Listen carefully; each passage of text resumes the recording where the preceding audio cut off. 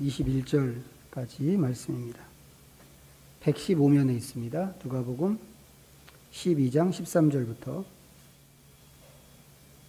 21절까지. 찾으셨으면 주신 말씀을 함께 읽도록 하겠습니다. 12장 13절부터 21절.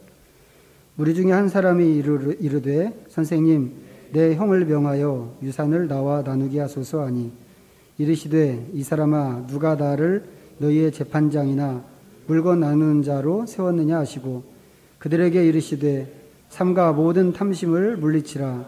사람의 생명이 그 소유에 넉넉한 데 있지 아니하니라 하시고 또 비유로 그들에게 말하여 이르시되 한 부자가 그 밭에 소출이 풍성하매 심중에 생각하여 이르되 내가 곡식 쌓아둘 곳이 없으니 어찌할까 하고 또 이르되 내가 이렇게 하리라. 내 곳간을 헐고 더 크게 짓고 내 모든 곡식과 물건을 거기 쌓아두리라. 또 내가 내 영혼에게 이르되 영혼아 여러 해 쓸 물건을 많이 쌓아두었으니 평안히 쉬고 먹고 마시고 즐거워하자 하리라 하되 하나님은 이르시되 어리석은 자여 오늘 밤에 내 영혼을 도로 찾으리니 그러면 내 준비한 것이 누구의 것이 되겠느냐 하셨으니 자기를 위하여 재물을 쌓아두고 하나님께 대하여 부여하지 못한 자가 이와 같으니라. 아멘. 제가 이렇게 마스크 끼고 있는 게 좀 불편하신가요? 괜찮으신가요? 마스크를 벗어도 되기는 될 것 같은데 코로나 한번 걸렸다가 다 나아도 치료돼도 뭐 바이러스가 조금 남아있다 뭐 이런 얘기 제가 좀 들어서 그래서 좀 더 조심스럽게 좀 이렇게 하고 있습니다. 조금 답답하시더라도 좀 이해를 해주시기를 바라고 제가 이렇게 해보니까 이렇게 마스크 끼고 찬송하고 뭐 이렇게 하는 게 너무 얼마나 힘들까 하는 것을 제가 이제야 실감을 했습니다. 그래서 여러분들 너무 감사하고 또 우리가 하여튼 이 시기를 좀 잘 끝까지 견뎠으면 좋겠습니다. 자, 지금 읽은 말씀, 지혜롭지 못한 어떤 부자에 관한 그런 비유입니다. 사실 이제 이 말씀은 여기서 끝나는 게 아니고 우리가 21절까지 읽었는데 21절에서 끝나는 게 아니고 그 다음 달라까지 좀 그러니까 사상적으로 좀 계속 이어지는 이제 그런 말씀입니다. 이제 그렇지만 이제 오늘은 우리가 요만큼 읽었고 이제 요거 우리 읽은 말씀 위주로 좀 오늘 살펴볼 생각입니다. 오늘 말씀 요 앞에 나오는 단락을 보면 그 앞단락에 이제 이런 상황 설명이 있습니다. 무리 수만 명이 모여서 서로 밟힐 만큼 되었다고 하는 이제 그런 이야기가 앞단락에 좀 나옵니다. 그리고 이제 그렇게 많은 사람들 사이에 예수님께서 특별히 바리새인들의 의식에 대해서 주의할 것을 말씀하셨습니다. 이제 그러자 그 무리 중에 있던 한 사람이 예수님께 나와서 이제 개인적인 부탁을 하는 겁니다.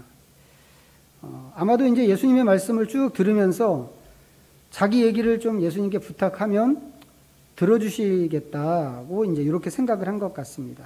부탁한 내용은 13절이죠. 우리가 13절부터 읽었는데 내용은 뭐 다른 거 아닙니다. 우리 형이 유산을 나와 나누도록 말씀 좀 해주십시오. 이제 이게 부탁의 내용입니다. 그런데 의외로 예수님께서 이 요청을 거절하셨죠. 14절에 보면 이르시되 이 사람아 누가 나를 너희의 재판장이나 물건 나누는 자로 세웠느냐 하시고는 삼가 모든 탐심을 물리치라고 이제 이렇게 말씀을 이어가셨습니다. 탐심을 물리치라고 하신 것은 사실 이 청탁한 사람에게 하신 말씀은 아니고 무리에게 하신 말씀입니다. 그들에게 이르시되라고 이제 이렇게 한 걸 보니까 무리에게 말씀하신 게 분명합니다. 그렇지만 이 얘기가 괜히 나온 건 아니죠. 형한테 말씀 좀 해주세요 라고 하는 요청에 대한 반응으로 하신 말씀이 이제 이 말씀, 탐심을 물리치라 이제 이런 말씀입니다. 이제 그렇기 때문에 이제 탐심을 물리치라고 하는 이 말씀은 분명히 무리에게 주신 말씀입니다. 이제 그렇지만 또 처음에 부탁했던 그 사람의 잘못을 지적하는 그런 말씀이기도 한 게 또 분명합니다. 그래서 이제 이 대목에서 일단 질문 하나가 생깁니다. 이 사람의 요청이 과연 탐심인가 하는 질문입니다. 자, 우선 이제 이 문제에 대해서 금방 떠오르는 생각이 있다면 이런 거죠. 부모가 남겨놓은 재산이 있는데 그거 자녀들이 나눈다고 하는 거, 이거 권리 아닌가? 이 생각이 좀 듭니다. 저는 사실 좀 그런 생각이 좀 먼저 들었습니다. 그런데 예수님께서는 다짜고짜 이 상황을 탐심이라고 이렇게 규정을 해버리셨어요. 그러니까 이제 이 대목에서 질문이 생기는 게 좀 당연하죠. 이게 왜 탐심이지? 라고 하는 질문입니다. 우리가 보험금을 받는데도 이 자격과 조건이 있잖아요. 아들이라고 하면 이 보험금을 받는 그 서열에서 꽤 앞쪽에 있는 위치에 있는 사람이 아들입니다. 지금도 그렇단 말이죠. 지금 뭐 아들, 딸 구별 없이 이제 그런 자격을 부여하는 시대인데도 이제 아들의 경우에 상당히 이제 앞쪽에 위치해 있는 게 사실입니다. 그렇다면 옛날에는 더 했을 거란 말이죠. 아들들이 부모의 유산을 나눠 갖는 것이. 이제 특별히 고대 유대인들의 경우에는 성경이 이제 이런 규정을 이제 일찍부터 해준 게 있습니다. 그것도 여러 곳에서 케이스별로 아주 다양하게 정해주는 규칙이 있는데 그 중에서 한 군데만 찾아보겠습니다. 신명기 21장입니다.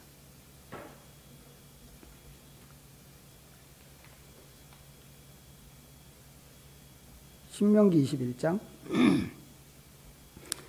294면 15절부터 17절입니다. 21장 15절부터 17절 한번 읽어보죠. 시작. 어떤 사람이 두 아내를 두었는데 하나는 사랑을 받고 하나는 미움을 받다가 그 사랑을 받는 자와 미움을 받는 자가 둘 다 아들을 낳았다 하자. 그 미움을 받는 자의 아들이 장자이면 자기의 소유를 그의 아들들에게 기업으로 나누는 날에 그 사랑을 받는 자의 아들을 장자로 삼아 참 장자 곧 미움을 받는 자의 아들보다 앞세우지 말고 반드시 그 미움을 받는 자의 아들을 장자로 인정하여 자기의 소유에서 그에게는 두 몫을 줄 것이니 그는 자기의 기력의 시작이라 장자의 권리가 그에게 있음이니라. 기본적으로 유산을 나눌 때는 장자가 두 몫을 가져갑니다. 먼저 떼놓는 거예요. 장자를 위해서. 야곱의 아들이 12명이잖아요. 12명인데 이 야곱의 아들들이 그 야곱의 족보에 기록될 때 장자로 기록된 아들이 누구인가 혹시 아시나요? 족보에 기록된 야곱의 장자? 요셉입니다. 요셉. 원래 야곱의 첫째 아들은 르우벤이잖아요. 그런데 족보에는 요셉이 장자로 기록이 되어 있습니다.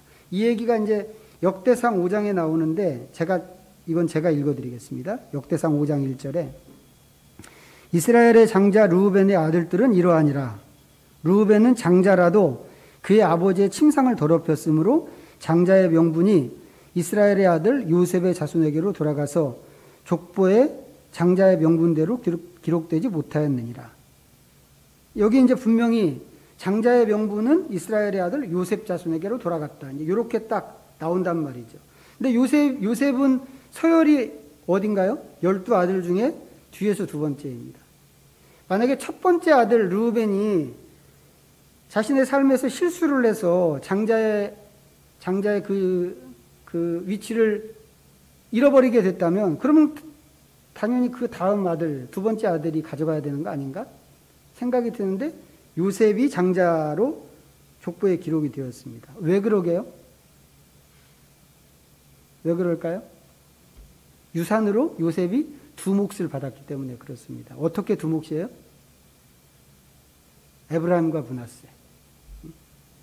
야곱의 아들들이 이스라엘의 12지파를 각각 시작하는 위치에 서게 됐는데 요셉 지파가 없고 요셉의 아들들이 딱 그 지파의 우두머리로 서게 됐단 말이죠. 유산을 두 몫을 받은 것입니다. 이게 기본이란 말이죠. 장자한테는 두 몫을 준다. 그런데 유산 상속 규정이라는 게 이것만 있는 게 아닙니다. 여러 가지가 그 외에도 있는데 조금 전에 읽었던 우리 신명기 21장 말씀에서 보면 미움받는 사람의 아들이 장자라면 그 아들을 장자로 인정해야 된다. 이제 이렇게 되어 있습니다. 아마도 이제 이런 상황이면 부인이 둘이면 하나는 미움받고 하나는 사랑받고 하는 경우에 이 장자를 바꿔치기 하는 그런 경우도 있었나 보죠. 중국 그 왕실의 역사 같은 거 보면 그런 경우도 종종 나옵니다. 그래서 첩이 낳은 아들이 있는데 아주 애긴데도 불구하고 왕이 이 첩을 너무 사랑해서 후임자를 이미 정해놓았는데 불구하고 이 후임자 원래 아들의 그 후임 직분을 폐하고 이 아기를 태자로 이렇게 올려놓는 그런 경우들이, 그런 이야기가 중국 왕실에 좀 있는 것을 좀 책에서 본 적이 있습니다. 비슷한 경우라고 생각하는데 그런 경우에 절대로 미움받는 아들, 여자의 아들이 장자인데 미움받는 사람의 아들이라고 그래서 그 장자를 무시하고 사랑받는 장자 아닌 다른 사랑받는 아들을 장자로 놓는 그런 경우는 없어야 된다. 이런 것도 하나의 규정이란 말이죠. 성경이 말하는 규정입니다. 아들은 없고 딸만 있는 경우에는 그럼 어떻게 할 것인가? 그런 경우에는 또 다른 성경에서 또 규정해 놓은 게 있습니다. 예를 들면 이제 민수기 같은 책에 보면 찾을 수 있는데, 이제 상속에 관한 이런 말씀들을 쭉 찾아보면 성경이 이 문제를 굉장히 꼼꼼하게 다루고 있구나 하는 것을 우리가 알 수 있습니다. 그러면 유산을 나눠야 되는 상황에서 사람들은 어떻게 해야 될까요? 성경 말씀에 있는 대로 그대로 그냥 따라가기만 하면 되는 겁니다. 장자는 2몫을 주고 나머지 몫을 가지고 다른 아들들이 공평하게 나눠 가지면 된다 이 말이죠. 근데 오늘 말씀, 누가복음에 나오는 말씀에서 무리 중에 있던 한 사람이 이 문제를 들고 예수님께 나와서 부탁을 하는 것입니다. 이 사람은 형과의 관계에서 유산을 나누는 문제가 아직 미결 상태로 남아있는 사람입니다. 그런데 여기 이제 성경에 보면 형이라고 쓴 부분에 이제 나눠주를 보니까 거기는 또 동생이라고 되어 있어요. 이 형일 수도 있고 동생일 수도 있다는 거죠. 뭐 영어로 하면 이제 브라더겠죠? 브라더는 이제 우리가 뭐 형일 수도 있고 형도 브라더고 동생도 브라더니까. 실제로는 누가 누군지 우리로서는 이제 알 수가 없습니다. 알 길이 없는데, 하지만 이게 형이든지 동생이든지 그 형제 사이에 지금 유산 문제가 있는 것입니다. 뭐가 문제일까요? 우리가 상상할 수 있는 것은 형이든지 동생이든지 정해진 자기 목 이상의 것을 얻으려고 가져가려고 하는 그런 경우입니다. 형이 유산을 몽땅 차지하고 동생한테 아무것도 안 주거나 아니면 준다고 해도 조금만 준다고 한다면 그럼 동생이 억울하겠죠. 동생 편에서. 반대로 동생이 자기에게 정해진 것보다 더 많이, 자기 몫보다 더 많이 가져가야 되겠다고 우기는 경우라면 형 쪽이 조금 억울할 수 있을 것입니다. 요즘에 보시는지 모르겠는데 이제 세계적으로 또 히트를 치고 있다고 하는 우리 드라마 있잖아요. 우영우, 이상한 변호사 우영우. 그 드라마 4회차에서 딱 이 얘기를 다뤘습니다.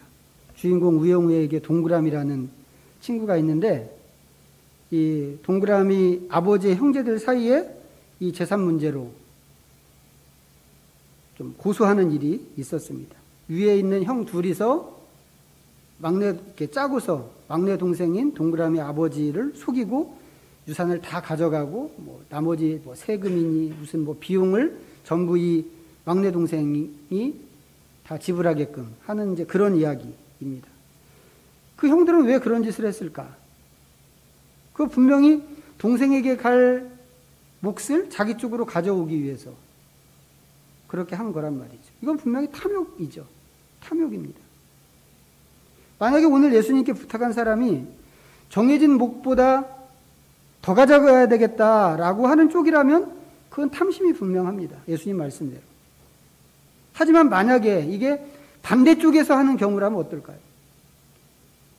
그래서 형이 내 몫이 있는데 형은 자기 몫만 가져가면 되는데 형이 자기 목 가져가고 또 거기서 내게 주어진 목까지 억지로 가져가려고 하는 그런 상황이라면, 그런 상황에서 자기 돈을 지키기 위해서 예수님 우리 형한테 말씀 좀 한번 해주세요 라고 부탁을 드린 것이라고 한다면 이건 탐심이라고 할 수 없잖아요. 탐심이기보다는 권리라고 하는 게 더 맞을 것 같단 말이죠. 그런데 예수님께서 지금 이 문제를 탐심의 문제인 것처럼 그렇게 말씀을 하셨습니다. 그렇다면 오늘 여기 성경에 나오는 이 사람은 그러면 자기 목 이상의 것을 가져가려고 하는 그런 사람일까? 자기 목 이상의 유산을 받으려고 하는 그런 사람일까? 저는 이런 생각을 좀 해봤습니다. 아무리 양심이 없는 사람이라고 하더라도 누가 보든지 이건 욕심이야 라고 할 만한 과도한 그 자기 욕심을 이루는 그런 일에 그것을 예수님한테 부탁할 수 있을까? 내가 욕심을 내서 형 거지만 내가 뺏어서 내 걸로 삼아야지, 예수님이 이 일에 나를 도와주면 좋겠어 라고 하면서 그런 문제를 예수님께 나와서 부탁을 할 수 있을까? 그러기는 쉽지 않을 것 같다는 생각이 든단 말이죠. 정당한 자기 권리를 찾는 거라면 몰라도 자기 욕심을 이루기 위해서 예수님께 나와서 부탁을 하기는 쉽지 않을 것 같다는 생각이 듭니다. 그래서 저는 이 문제를 탐심으로 보기보다는 자기 몫을 정당하게 찾고 싶어하는 이 사람의 권리라고 생각하고 싶습니다. 제 생각입니다, 이건. 근데 예수님의 눈에는 이게 탐심으로 보인 것입니다. 그렇다면 이 사람의 어디가 탐심일까? 그것은 예수님의 그 다음 말씀에서 찾을 수 있는데 15절 후반부입니다. 15절 후반부 이렇게 되어 있습니다. 삼가 모든 탐심을 물리치라. 사람의 생명이 그 소유에 넉넉한 데 있지 아니하니라.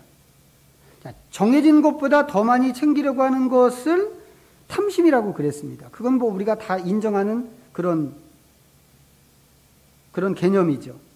그런 의도를 가진 사람이라면 양심상 예수님한테 나와서 이런 부탁을 드리는 게 어려울 것 같다고 제 생각을 또 말씀을 드렸습니다. 하지만 그럼에도 불구하고 여기 나오는 이 사람이 그런 사람이라고 한번 가정을 해보지요.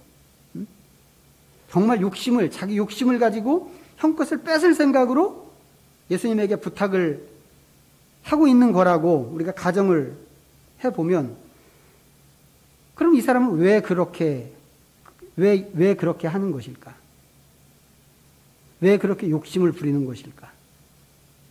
그것은 충분히 가질 때 안심할 수 있기 때문에 그렇다고 하는 것입니다. 이건 우리 시대도 마찬가지고 모든 사람이 다 마찬가지입니다. 많이 가지면 안심한다. 인간은 더 나은 미래, 안전한 미래를 위해서 더 많이 축적하고 소유하려고 하는 그런 성향을 가진 존재들입니다. 인간의 이런 성향은 좋은 의도로 보면 미래를 준비하는 지혜라고 할 수 있죠. 개미 같은 미물도 나중을 위해서, 겨울을 위해서 먹을 것을 미리 준비하잖아요. 개미조차도.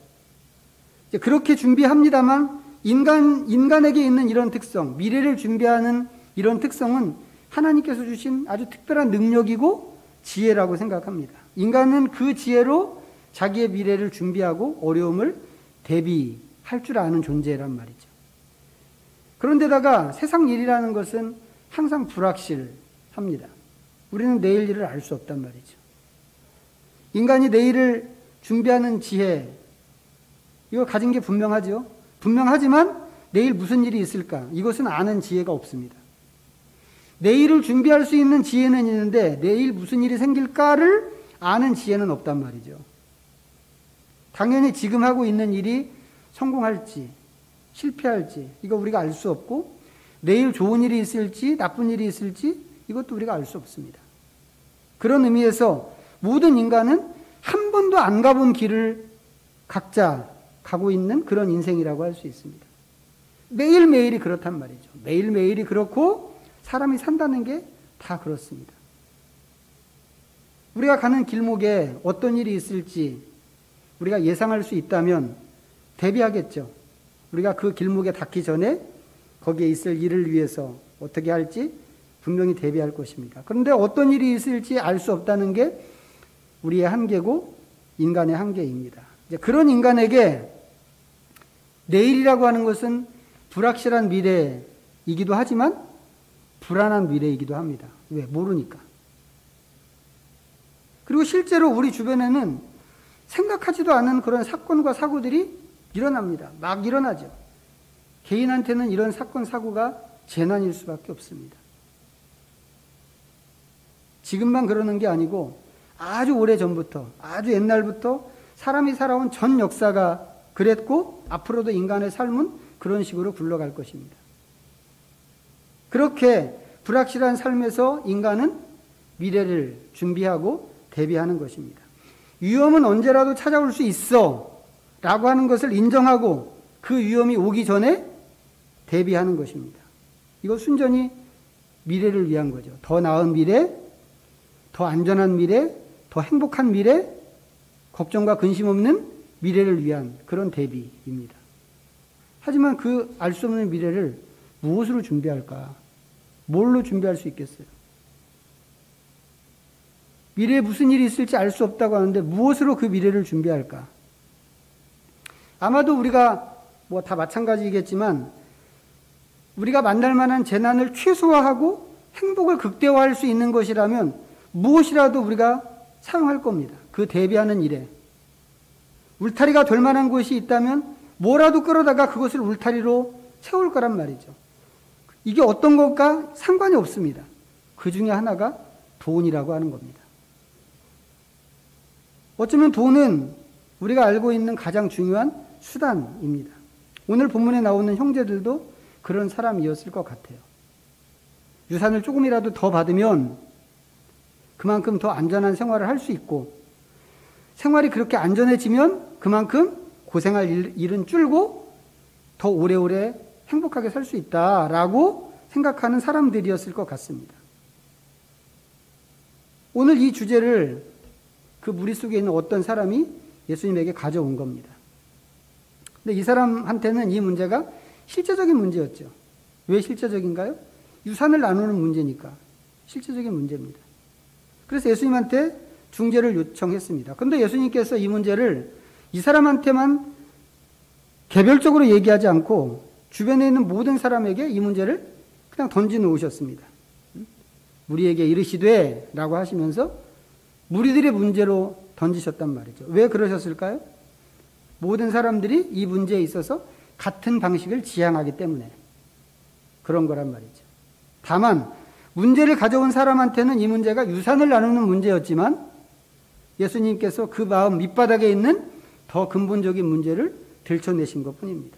그 근본적인 문제, 그게 다름이 아니라 미래를 준비하는 문제라고 하는 겁니다. 유산 문제라고 하면 문제를 가져온 사람에게만 국한된 문제인데 이걸 미래를 준비하는 문제로 확장시키면 모두의 문제가 되기 때문에 예수님께서 오늘 이 문제를, 이 주제를 이렇게 모든 사람에게, 무리들에게 던지신 것입니다.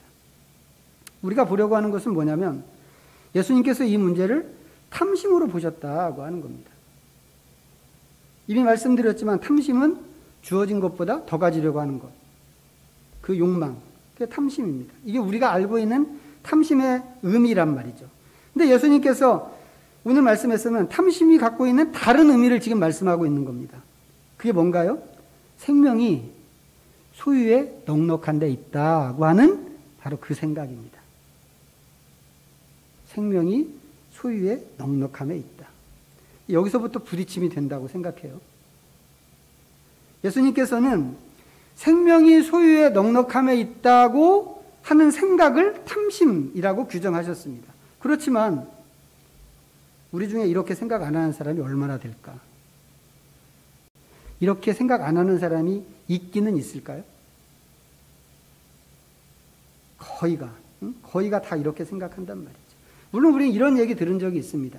여러분도 들으셨을 텐데 글로도 읽어보셨을 거예요. 제가 조금만 읽어볼게요. 돈으로 어디든지 갈 수 있지만 천국은 살 수 없고 돈으로 편안한 침대는 살 수 있지만 잠은 살 수 없고 돈으로 맛있는 음식은 살 수 있지만 식욕은 살 수 없고 돈으로 좋은 약은 살 수 있지만 건강은 살 수 없고, 돈으로 멋진 집은 살 수 있지만 참된 가정은 살 수 없고, 돈으로 쾌락은 살 수 있지만 행복은 살 수 없고, 돈으로 사람을 살 수 있지만 마음은 살 수 없다. 뭐 듣거나 읽으신 적이 있죠? 이런 이야기? 우리는 이제 이런 이야기 들으면 다들 공감합니다. 동의도 하죠. 아, 그래, 맞아. 돈으로 건강은 살 수 없지. 돈으로 행복은 살 수 없지. 응? 돈으로 보약은 살 수 있어도 돈으로 건강은 살 수 없지. 이거 다 우리가 알고 있는 내용이고, 그렇기 때문에 다 인정합니다. 하지만 그렇다고 하더라도 돈이 있으면 어때요? 안심이 되는 게 사실이란 말이죠. 응? 돈이 있으면 안심이 됩니다. 그러니까 할 수만 있으면 남보다 더 많이 가지려고 그러는 거라는 것이죠. 지금은 이제 세상이 훨씬 복잡해졌기 때문에 여기서 말하는 소유의 넉넉함이라고 하는 것이 꼭 돈만 의미하는 것은 아닙니다. 작게는 사사로운 경험, 남들이 못한 경험에서부터 시작해서 뭐 인맥, 권력, 뭐 성적, 하다못해 자격증 같은 것들이 전부 여기에 속할 수 있습니다. 이런 걸 남보다 조금이라도 더 갖게 되면 그만큼 더 많은 기회를 얻는 것이란 말이죠. 그러니까 그것을 얻기 위해서 어떻게 하나요? 조작도 하고 위조도 하고 또 뭐 사기도 치고 모함도 하는 것입니다. 대체로 그런 일은 나쁜 일이잖아요. 조작이든지 사기든지 뭐 모함하는 것, 이거 다 나쁜 일인데 왜 사람들은 이런 짓을 할까? 그거 다른 게 아니고 생명이 소유의 넉넉함에 있다고 생각하기 때문이다고 하는 겁니다. 다만 소유할 수 있는 재화는 세상에 한정되어 있는데 그것을 얻으려고 하는 사람은 너무너무 많이 득실되니까 모함하고 사기를 쳐서라도 더 많은 것을 내 쪽으로 가져오려고 내가 소유하려고 하는 것입니다. 이렇게 하고 보니까 여기 예수님이 말씀하시는 생명이 소유의 넉넉함에 있다고 하는 생각이 왜 사악한가 하는 것을 알 수 있습니다. 왜 사악한가요? 생명이 소유의 넉넉한 데 있다라고 하는 이 사상이 우리 주변에 있는 사람을 전부 경쟁자 내지는 적으로 몰아가기 때문에 그렇습니다. 형제도 소용없단 말이죠. 본문에 나오는 형제와 관련해서 여기 이 사람은 형제와의 관계에서 이 문제로 씨름하고 있는 그런 사람입니다. 동그라미 아버지와 그 큰아버지들은 왜 유산 문제로 법정 투쟁까지 하게 되었을까? 그거 당연히 이 문제란 말이죠. 그 형 동생 사이에 내가 저놈을 이겨먹어야지, 어떻게 쓰든지 이겨야지, 이렇게는 생각하지 않았을 것입니다. 하지만 내가 저놈보다 더 많이 가져야지 라고는 생각했다는 것이죠. 이게 경쟁인 것이죠. 물론 예수님께 도움을 요청한 사람이 그런 이야기를 한 것은 분명히 아닙니다. 이 사람은 생명의 안전을 위해서 자기 소유가 넉넉해야 된다, 그렇기 때문에 넉넉함을 추구한다, 이런 거는 생각하지도 않았을 것입니다. 하지만 예수님께서는 이 사람의 행동까지 싸잡아서 탐심이라고 하셨는데, 그렇게 하신 것은 그 사람 안에 이미 그런 경쟁과 소유의 넉넉함을 추구하는 그런 마음이 있었기 때문이라고 하는 것이죠. 물론 생명이 소유의 넉넉함에 있다, 이제 이렇게 생각한다고 해서 그런 생각이 항상 이렇게 경쟁적인 행동으로만 나타나는 것은 아닐 수 있습니다. 오히려 같은 생각이라도 더 좋은 방향으로 얼마든지 우리가 활용할 수도 있는데, 예를 들면 우리가 어렸을 때 배웠던 좋은 형제 이야기 같은 것이죠. 다 우리가 초등학교 다닐 때 배웠을 거라고 생각하는데, 옛날에 어떤 마을에 아주 좋은 형제가 살았는데 한 해 농사가 다 끝나고 나서 서로의 살림살이를 염려한다는 그런 이야기였습니다.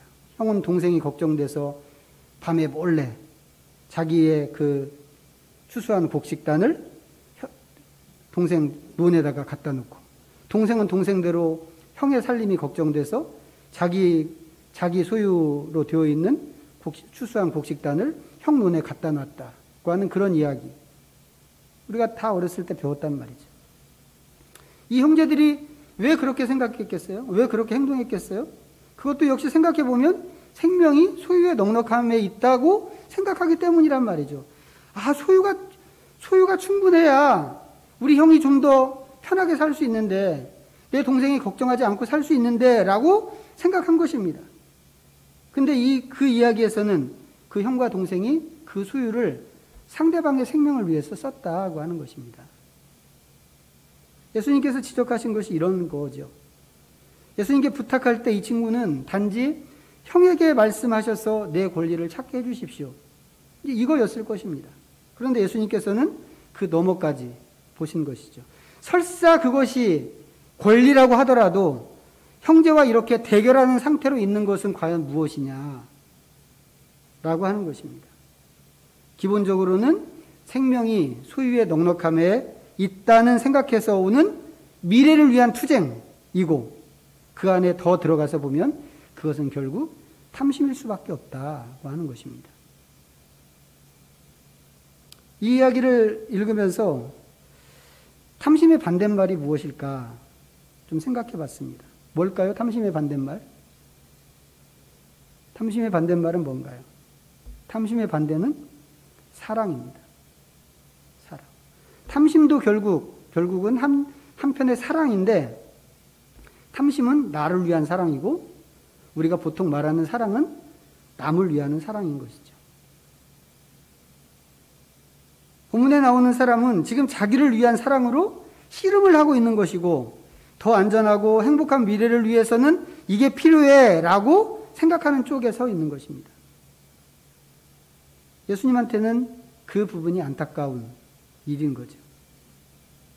자, 그런데 오늘 말씀에서 예수님이 진짜 말씀하시고 싶은 것은 따로 있습니다. 뭔가 하면 사람이 준비하는 미래, 지금 이 생명이 소유의 넉넉함에 있다라고 하는 그 사상에 의해서, 그 사고방식에 의해서 대부분의 사람들은 자기의 안전한 미래를 준비한다고 하는데, 사람이 준비하는 미래는 과연 어떤 미래인가 하는 것입니다. 예수님께서 이것을 위해서 비유 하나 말씀하셨어요. 풍년이 들어서 엄청난 수확을 하고 그 수확한 것이 너무너무 많아서 어쩔 줄을 몰라 하는 한 부자 이야기입니다. 이 부자는 이번에 얻은 수출이 너무 많아서 있던 창고 다 헐고 새로 크게 지어서 그 안에 몇 년 먹을 것을 다 쌓아놓고 보관하기로 했습니다. 그러면서 마음에 들떠 있죠. 자, 누가복음으로 다시 돌아가셔서 다시 한번 보겠습니다. 누가복음 12장. 자, 19절부터 다시 한번 읽어봅니다. 21절까지. 또 내가 내 영혼에게 이르되 영혼아 여러 해 쓸 물건을 많이 쌓아 두었으니 평안히 쉬고 먹고 마시고 즐거워하자 하리라 하되, 하나님은 이르시되 어리석은 자여 오늘 밤에 내 영혼을 도로 찾으리니 그러면 내 준비한 것이 누구의 것이 되겠느냐 하셨으니, 자기를 위하여 재물을 쌓아두고 하나님께 대하여 부유하지 못한 자가 이와 같으니라. 이 사람이야말로 생명이 소유에 넉넉한 데 있다고 생각하는 대표적인 사람입니다. 그런데 하나님께서 그 사람에게 오늘 밤에 내 영혼을 도로 찾으리니 라고 그러셨습니다. 무섭죠? 이거 그냥 우리 읽기만 해도 이게 나한테 온다고 생각하면 이거 엄청 무서운 일입니다. 그런데 이 부자는 사실 무섭지 않습니다. 왜요? 오늘 밤에 무슨 일이 있을지 전혀 모르거든요. 그저 이제 많이 벌었으니까 즐길 일만 남았다고 지금 생각하고 있을 뿐입니다. 이 비유를 말씀하신 예수님의 말씀은 마치 이런 것처럼 들립니다.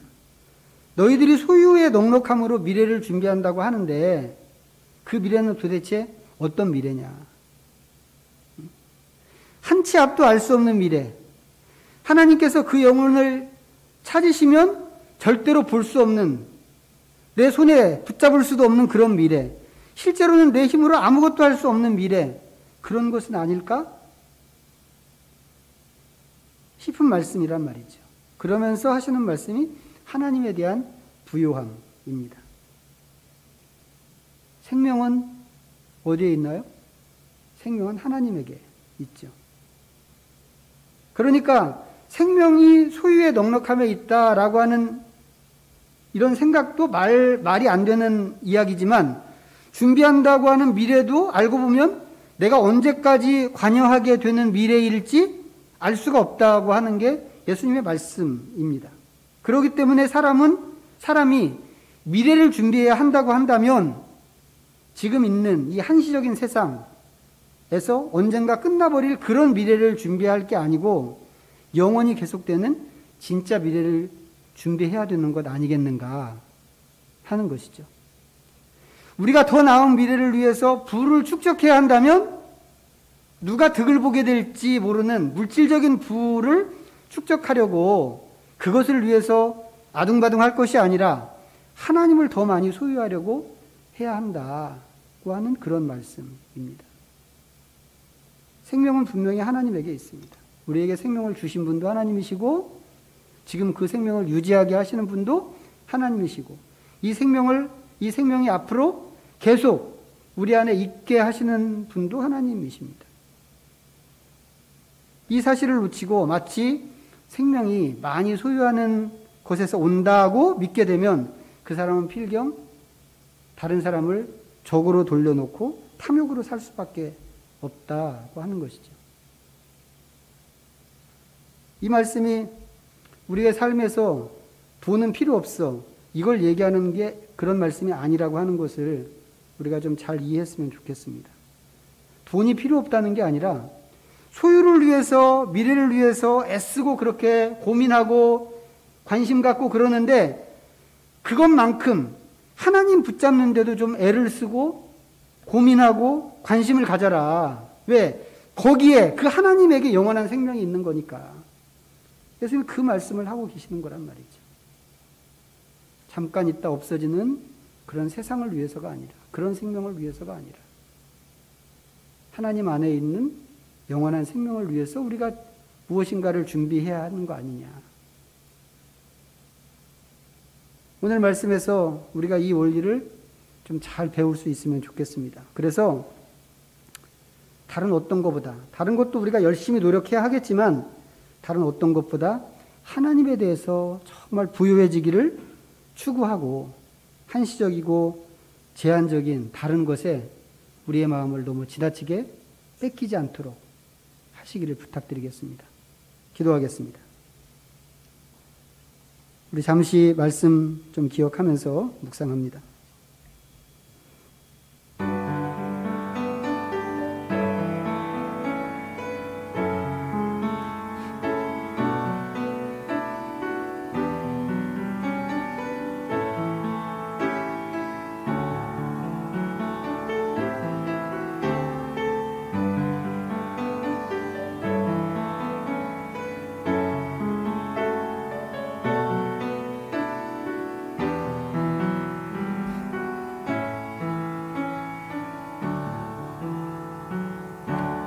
하나님 아버지, 한 치 앞도 알지 못하는 우리를 살펴주시옵소서. 한 번도 안 가본 길을 가고 한 번도 살아보지 않은 시간을 사는 우리는 늘 걱정과 근심으로 미래를 준비한다고 합니다. 그러나 하나님의 보이지 않는 세상에 대해서는 눈멀어 있어서 우리는 늘 탐심에 사로잡히고 자기를 위해서만 무엇이든지 소유하려고 합니다. 우리에게 하나님 나라의 지혜를 주셔서 한시적이고 제한적인 것에 마음을 뺏기지 않게 하시고 우리 자신을 위한 욕심에 묶이기보다는 하나님에 대해서 부유하게 하시옵소서. 하나님만이 우리에게 생명을 주시고 우리의 영원한 미래를 책임지시는 분이신 것을 놓치지 않게 하셔서 우리의 모든 미래를 하나님께만 맡기게 하시옵소서. 예수님의 이름으로 기도하옵나이다. 아멘. 찬송가 634장 함께 부르시면서 봉헌하겠습니다.